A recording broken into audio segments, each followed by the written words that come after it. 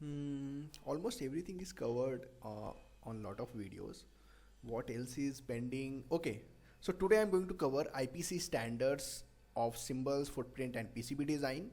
Everyone is talking about symbols and its custom part creation using different tool, but no one is talking about a standard and what standard we should follow as a hardware designer, and what are these standards, like what we have to do, right? So in this video, I'm going to cover each and every IPC standards as you can see on screen. So I'm going to cover some IPC standard 2221B, which is for PCB. Apart from that, we have 7251, 7351, 7525. These are all the IPC standards for stencils, land pattern design. Apart from that, I'm going to cover 2222 IP standard as well for symbols and all. So yeah, I'm going to cover each and everything and give you a small document, and by following that document you can able to pass any IPC standards for symbol, footprint or PCB. So yeah, on that note, let's roll the intro.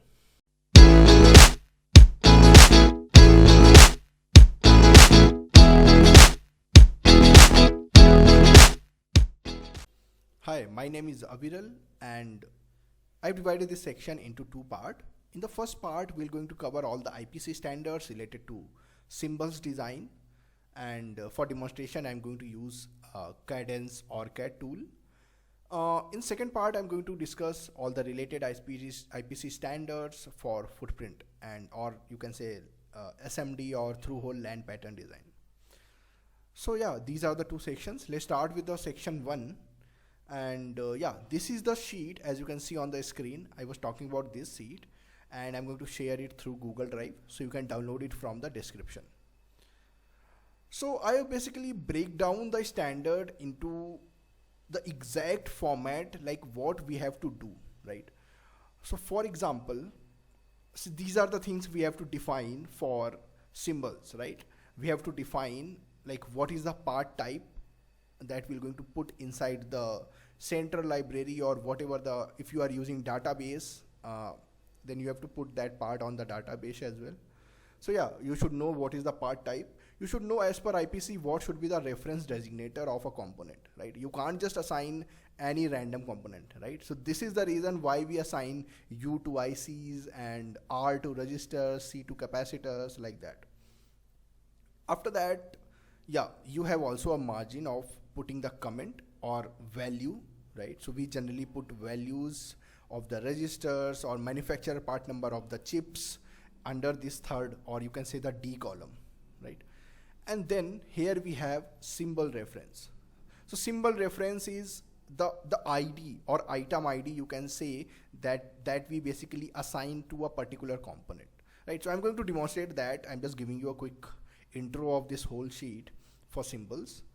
And yeah, for example, for ICs, in ICs you can imagine any gates or any op-amp or any particular ICs, isolated, non-isolated, all the chips, right? For those, item ID should be IC underscore its manufacturer part number, like that. For example, for crystal, it should be XTAL underscore frequency of the crystal or its part number, right? Sorry, and its part number, right? And those will be separated with just this hyphen, right? So yeah, these are all the things, and I'm going to demonstrate that with couple of component. So this is for all the components. Let's talk about connectors.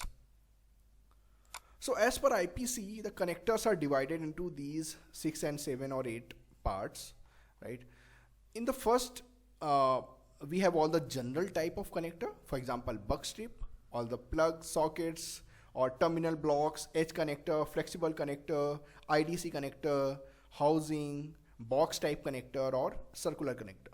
In the second part, we have all the Euro connectors. For male, we're going to use P or plug, and for female, we're going to use receptor. After that, we have a special DIN connector. So for that, we have to use DN part, right? DN designator, right? And their naming or item ID should be like this. You're getting it? So yeah, I've divided this, as per IPC standard, I've just categorized those into multiple connectors, and these are all the connectors that we generally use, right? That is one thing. Apart from that, we use this kind of item ID. So for example, bug strip, right? So bug strip are the connector that we generally found on some development board, or for example Arduino or somewhere. So you will see all those header connectors there we can place jumpers, right, for testing or whatever. Like if you are designing a prototype, you can use there as well.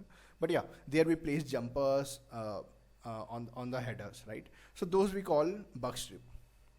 For bug strip, we have to use con-bs-plg and socket. So plg and socket is for male and female, right? So as I mentioned here, you have to use plug for male and socket for female, right? Then pins. So here you have to mention pins in row cross number of so you have to enter rows and column here. So I row cross column, then hyphen pitch hyphen mating type hyphen mounting type, right?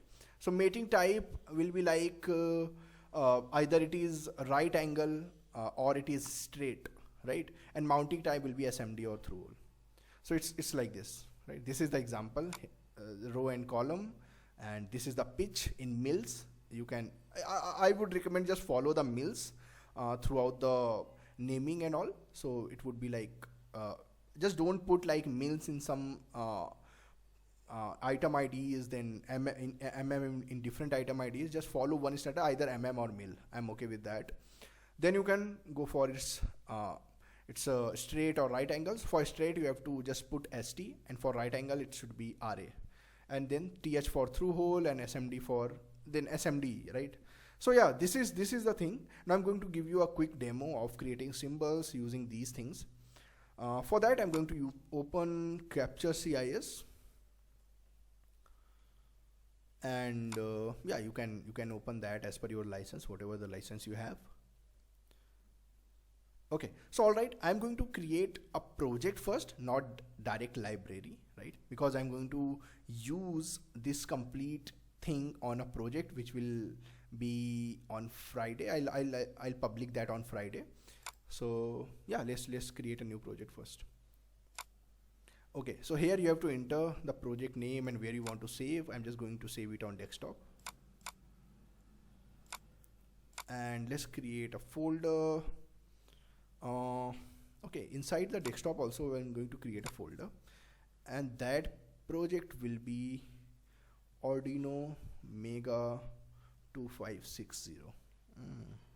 This is some kind of like, yeah, I'm going to create this project in the next video.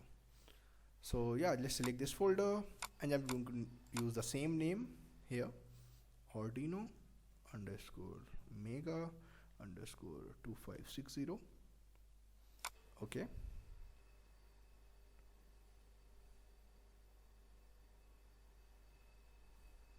All right. So you can see the project is created. Now we have to add new library file. So for that, go back to again file, new, and click over the library. Okay, so now it is asking for where you want to put that. Okay, I want to put this library on this project. Okay, so you can see it's here. Now I'm going to save it. So just click over save as, go to the desktop, this one. Let's save with the same name because the extension will be different, right, for library.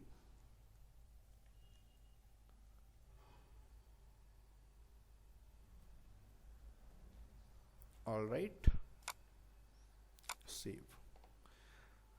So we have library ready. Now what next? For that, you have to right click here and you can add new part. So I have bill of material ready with me, and let's open that sheet and let's pick just 3 components. Although I'm going to design each and every component, but that will be the part of our upcoming course. So yeah, let's pick this Atmega U1, and let's pick one capacitor and one resistor, right? So if you're able to design these symbols, you'll know like most of the things that you can use throughout any component, right, or any symbol design. So let's start with U1. So for U1, let's go back to our previous sheet, and this is a type of what, where we should put that component. It is a IC, right? The part type is IC, and its reference designator will be U, and its comment will be part name. That we'll see how we can add that. And yeah, and its symbol reference or item ID will be IC underscore part number, right? So this will be the thing that we're going to enter first. So here it will be IC underscore the part number of the chip, right, which is ATmega 2560, right? And reference designator will be U, right? Apart from that, here we have some more configurations, yeah, which is very useful. I'm not saying it is just you should have these values by default, but yeah, I'm going to kind of discuss these things in very detail on upcoming videos. But for now, I'm just going to discuss like a minimum thing that you should know, and you can create any part, right? So yeah, just leave it as it is and press OK. All right, so as you can see here, we have added one part, right? Now what should be the next thing? And the next thing or the next step is add pin number, right? So this is 100 pin IC, and I'm going to show you. Let's open the data sheet of that. So just go there and search for ATmega 5 data sheet. Here we go. Let's find that on DG key, because there we'll get all the information that we have to enter. All right. Okay. So this is the part that we're going to use, and as you can see, it's 100 TQFP package. And all right, and the complete part number is ATmega 2560-16 AUR. Okay, so they have like multiple part. You can see what is the exact difference. As per my understanding, there are few differences, I guess, related to its bootloader or something. So you can't flash the exact bootloader of 16 AU on 16 AUR. You have to do some changes on that. I mean, long time back I have done that thing, so I don't remember exactly, but yeah. So you can use any part number as of now, but yeah, as per your application, you have to find out which one is suitable, right? So yeah, here we have all the other details. All right, so let's open the data sheet. Okay, so this is the thing that we have to enter, or these many number of pins we have to add, right? And these are all the pin descriptions that we have to enter, right? So I'm just going to show you one way to do it, and obviously there are multiple ways, but again, as I said, I can't cover everything in one video, so I'll just create multiple you can say tips and you can say related to Cadence tool, so that I will create later. But yeah, here we can start putting the pins, and we'll add all these information.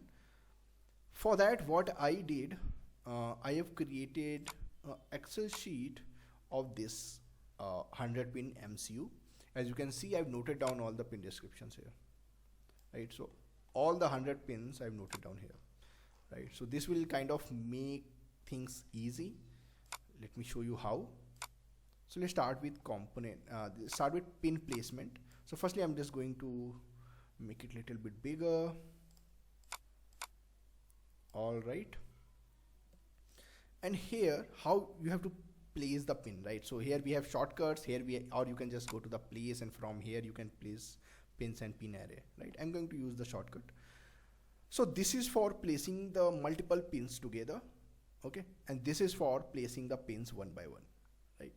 So here we have to place 100 pins, and I guess it is a bad idea to place them one by one. So I'm just going to left click on this one. All right. So here it is asking for some information, some manual information that we have to enter. What should be the static pin name? I'm just going to enter 1 here. What should be the static pin number? 1. What are the number of pins that you have to create, right? So here, if we have like 100 pins, that means on each side of the chip we have 25 pins, right? 25 into 4 will be 100, right? So for here, I'm just going to place 25 first, then 25. Otherwise, all the 100 pins will be in a single row, right? And then we have to just select those and drag, and this is kind of bad idea. But yeah, I'll do that. Next will be pin spacing. Okay, so we want pin spacing should be 1. What should be the increment for next pin? We want 1, right? Because all pins should be like between 1 to 100, like that, right? Or in our case 1 to 25. And then I'll press OK, and here we go. We have all the 25 pins ready, and just place it. All right, let's go for another. I'm just going to show you what issue you'll face here. So now this time I want 26, and so this is the starting number, right? Because till 25 we have placed all the pins. Number of pins will be 25. Pin spacing will be 1. All this information will be same, right? And I'm going to just put passive type as of now, and I'm going to show you how you can edit that later. And press OK. So we have another set of pins from 26 to 50. Now you'll see the issue with array. All right, so this time it is from 51 to 75, and all this information will be same. I'll show you what will be the issue. You can see that. You can see that. So now you can see, instead of starting from 51 to 75, it is from 75 to 51. So this is the issue. This is the issue that you'll face at a particular side, right? So here what you can do, we have to place pins one by one, right? So for now, just end mode, and I'm just going to select one pin, and the pin will start from 51, right?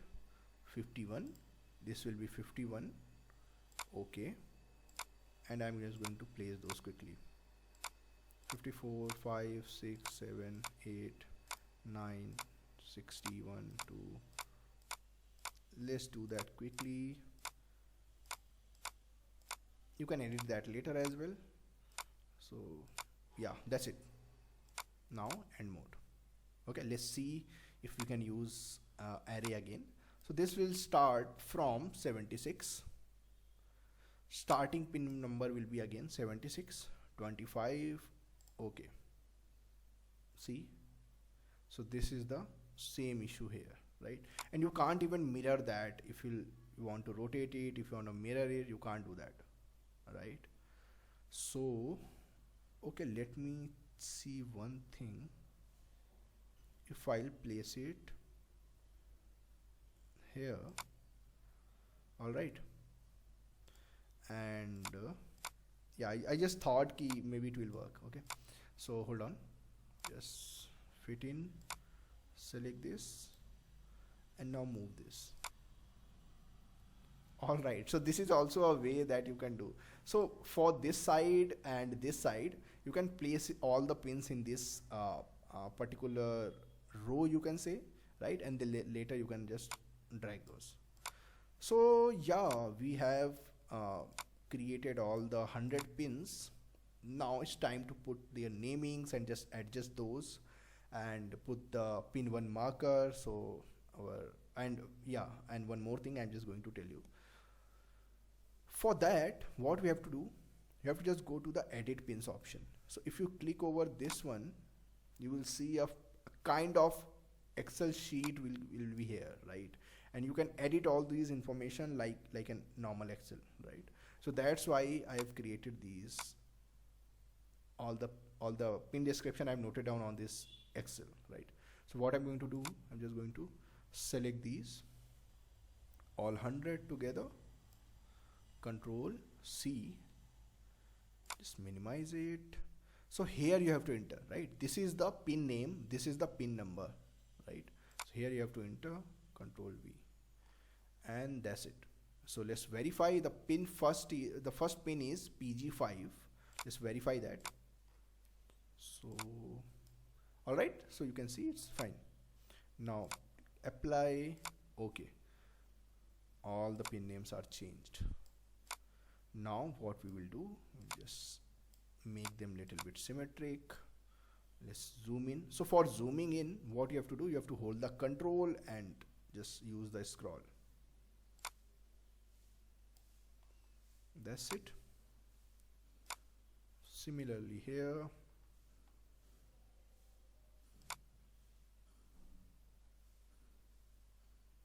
All right, or you can just just make it symmetric, so it will look like there will be equal number of these grid blocks, right? So you can count like this is 1 2 3, right? And here we have like 1 2 3 4 5 6 7 8 9 10 11 12. It's like more than required, right? So yeah, you can make it symmetric. It will little bit time taking, but yeah, you can do that. So make sure there will be same number here, same number here, and this pin description shouldn't be like overlapping, right? And yeah, let's place the pin 1 marker here, right? For putting the pin 1 marker, what you can do, you can go to the place, or from here you can select clips and just place the ellipse here. All right. Now here you can edit the style of line, like you can make it thicker, or you can just change the fill style to solid, right? And yeah, that is enough. So yeah, this is one thing. So till here we have just placed all the component, we have entered the name as per requirement. Now if you remember on previous videos, whenever I was creating the library for any component or anything, we need few more information in BOM, right? So where we have to add those parameters, right?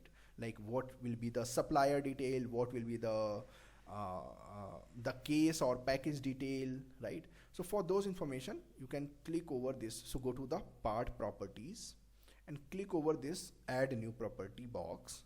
Just left click on this, and here you can add all the details. So I always use only 4 extra details which is required for any component, right? So first is manufacturer, who is the manufacturer of the chip, right? Second is manufacturer part number. All right. Third will be case and package details, right? Done. Another will be supplier detail, right? So supplier can be multiple, right? So for example, I'm just going to use this one, supplier 1, right? So you can add multiple supplier of the chip in case there is unavailability on for particular supplier. You can use different suppliers, right? So these are all the information that should present on bill of material. Apart from that, I also add description, right? So this is again an important part, using that, because see, sourcing team and all those or you can say the assembly team, they should know like which component they're going to place, right?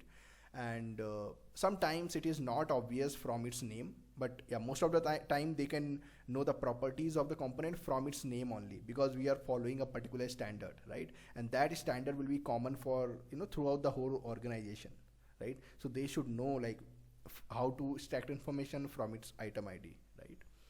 But yeah, and yeah, these are all the information that you should add. Apart from that, yeah, so from where we add these information, you can, if you want, you can add the datasheet link or anything, right? You can add the information from DigiKey website. Now we're going to create another part, and that is, let's go back to BOM, a capacitor, right? So this is 0.1 microfarad capacitor. Part number is not mentioned in this BOM. So what we're going to, we're just going to pick one capacitor from this DigiKey. Let's go for 0.1 microfarad, and we'll see list of different capacitor. We want ceramic one. Here we will going to use only 3 filters. So we want 0.1 microfarad, and what will be the tolerance? I'll go for 5%. What will be the voltage? So from the schematic I know the input voltage can vary from it can be more than 12 volt, it can be 12 volt, like that, right? So I'm going to use some safe side of the maximum voltage, 25 volt here. And if you do not know for your application, firstly you have to find the voltage where you have to place the capacitor, right?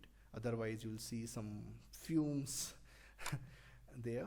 Anyways, so yeah, these are the 3 filters. Apart from that, I'm just going to select the package as well.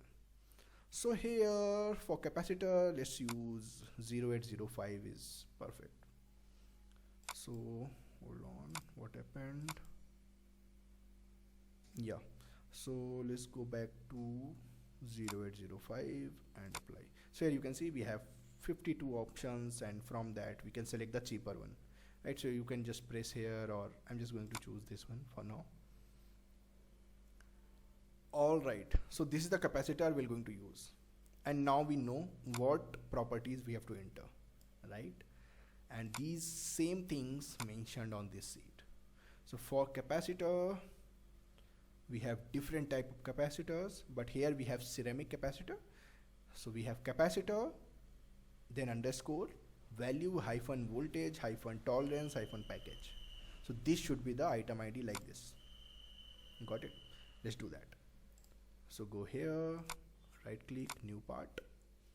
Here we have to enter cap underscore 100 picofarad, sorry 100 nanofarad or 0.1 microfarad, then voltage, then tolerance and package. What will be the reference designator? It should be C. And these things, as I told you, I'll discuss later. Press OK. Alright, so this is ready. Now you remember what was the next step after adding the part. We have to put the pins. So for capacitor we have to put only 2 pins, so we'll just place them one by one. What will be the number and name? It will be 1 by default, like this, and mode. Alright, so this is we should add something. It's not looks like a capacitor, right?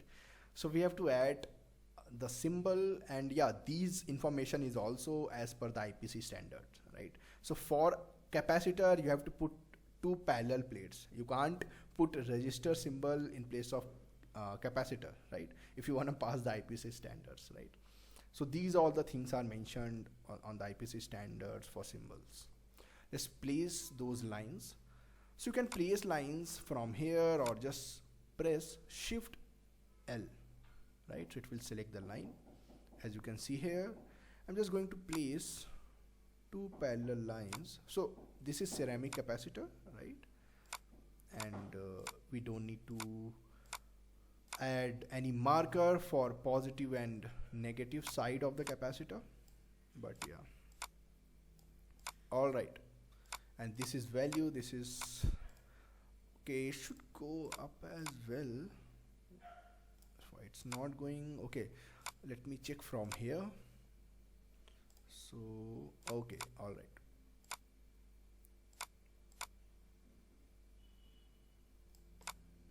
Anyways, this is also fine. So you can adjust the designator and the values. Okay. Now, important part. Here we have to add the value. So in value section, or in value block, or here we can add the value of the capacitor, right? So this is again from the sheet, right? What should be the value? This is 100 NF, right? Now you can check these blocks as well. So what it is saying, pin name visible, pin number visible, right? For ceramic capacitor we don't need pin name and number, right? We there's no polarity, right? We can add these pins wherever we want. Either there's no orientation of the capacitor, right? So I'm just going to hide these. Now another thing is, there's no point to have these bigger pins, right? Because these are ceramic capacitors, and throughout the schematic and throughout the complete board design, we're going to use a lot of ceramic capacitors, right? And so I don't want a big symbol there, right? I just want a small symbol so I can place those in small sheet, right? I don't need to create a A3 or bigger page for that. So you can change the length of this line by selecting, go to the shape and select it short. Do that for pin number 2 as well. Go to the line and select it short. There are different types as well, but yeah, again, as I said, I'll discuss everything in detail in upcoming tutorials. But yeah, till now this is enough. After filling that, again you have to add those 5 important parameters as I discussed on previous symbol. What was those? Manufacturer, right? And manufacturer part number. You can use MPN as well, but yeah, if you are using manufacturer part number, the whole thing, then this should be common for each and every part. So number, another will be case and package.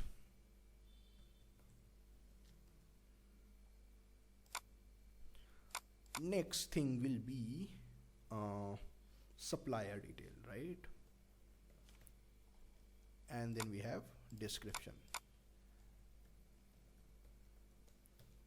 Alright, so here you don't need to create some description for the component. You can just go back to the digi key, and from here you can copy. So from here you can copy the description. From here you can copy the part number.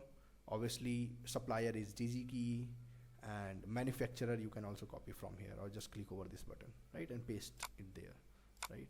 For example, like this. So yeah, this is one more component that we have created. Let's go for capacitor, but before that I'm going to save this file. Right click and new part. Alright, let's go for register. So for register, firstly see what should be the item ID for register. Alright, so if you scroll down, you will find registers here, right? And here we have different type of registers and their dedicated item IDs, right? So for generic registers, it should have res underscore value hyphen wattage hyphen tolerance hyphen package. These are all the things that should have like this.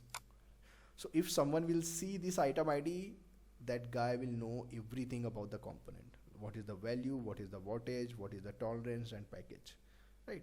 What else you should know about a register? Nothing else, right? So you don't need to open the data sheet, you don't need to search for the particular part, you'll have all the details on its name itself, right? So that's why we follow a standard, right? Alright, let's add that quickly. So we're going to use 1K register from the BOM. Let me check that. Alright, so you can see it is 0603 1K, right? Okay, on previous component the package was 0805, but as per BOM it should be 0603. Okay, so you can change that, right? I just gave you an example, you can change that, right? You have to select the 0603 package from the digi key and put all those information on your symbols, right? Symbols parameter. So let's do that for 1K as well. So go back to digi key, search for 1K ohm. Let's see if it will search. Yeah, we have to search into chip registers or surface mount registers. Here also we have to select the 3 or 4 filters and then we'll get the part. So we want 1K. Alright. Okay, for registers I always go for smaller tolerance. I'll go for 1%. What is the wattage required, right? This is very important thing, right? So that depends on where you are going to put that register, right? Either you are going to put that registers for pull-ups or some series terminations or something like that, not current sense or something like that. You can't place these registers on current sensing. You're getting my point, because there will be huge voltage drop. Anyways, so I know from the application, because we have to put that register in an Arduino Mega on certain pull-ups, for example resets, and on regulators, enable pins and all. So yeah, I know that the voltage is like very small, so I'm just going to select this 0.1 watt, and let's select the package, this one, apply filter. If you scroll down, I'm just going to choose the first one. You can just compare the pricing and select it accordingly. All right, so here we have all the details, right? So now we can enter RES 1K. Okay, so here for the name, I will not recommend use a small character, just use capital letters only, then dash. What you have to enter now? Wattage, right? 0.1 watt dash tolerance dash 0603. Okay, now for reference designator you have to enter R. Press OK. All right, so this is also done. Now place 2 pins quickly, because that is the next step. All right, you have to click here, end mode. Okay, so for ending the mode you have to just right click and select the end mode, right? It's easy. Or if you accidentally place multiple pins, you can just select those and press delete button. It's very easy tool. Anyways, let's place the resistor symbol. So as per IPC, the resistor should be zigzag, right? Like this. For that, we have to use line, right? So I told you the shortcut for line, what it is? Shift L, right? For putting the line, okay, we'll start from here,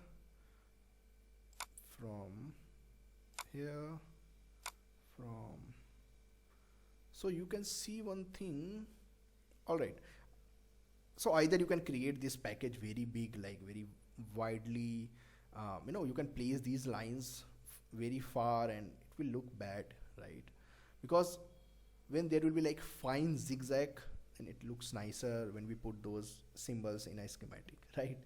So that doesn't mean we can place any zigzag just to make sure, okay, this is our register, right? This is not good. So what we're going to use, I'm just going to use these fine lines here, right? And I'm just going to use 6 of these zigzags, okay? Or let's go for 5 as a round figure, right? So let's end this mode, select this, just okay, you have to select this and just put it a little bit far. Okay, you can edit that from here. Okay, so I want this finer thing, right? Now it is nice. So again, press Shift L, like this. So you can see this is not going like we want, right? This is going like, so I want this finer, but it is going a little bit far. So what, for now I'm just going to put it here, because okay, just delete this one and again press Shift L. So here, I mean, maybe you will be thinking during the creating the symbol, just let's create anything. Yeah, I just don't want trouble. But again, this is like you're going to use this symbol throughout many projects, right? Because this is going to we're going to push that inside your center library, right? So just take your time and create symbol. Don't compromise with the quality of symbol, right? This is what I have learned. So IES we have created 1 2 3 4 5 6. Okay, this we can remove, right? So end mode, just select it, delete. All right, and place it a little bit closer.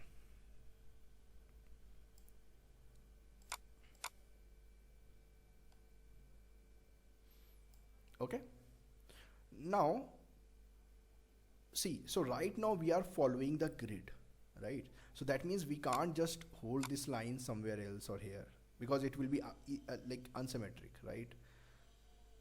So for that, what we're going to do, we're going to disable the grid first. So for that, go to the options, preference. Here you will find grid display, and you'll see one option, pointer snap to grid. I'm just going to uncheck this box. Okay, now you can see I can put it here, the middle of this one, right? Let's zoom in little bit, and similarly I can put it here. Okay, now what will the next step? Again, shift L, zoom in a bit, start from here to here,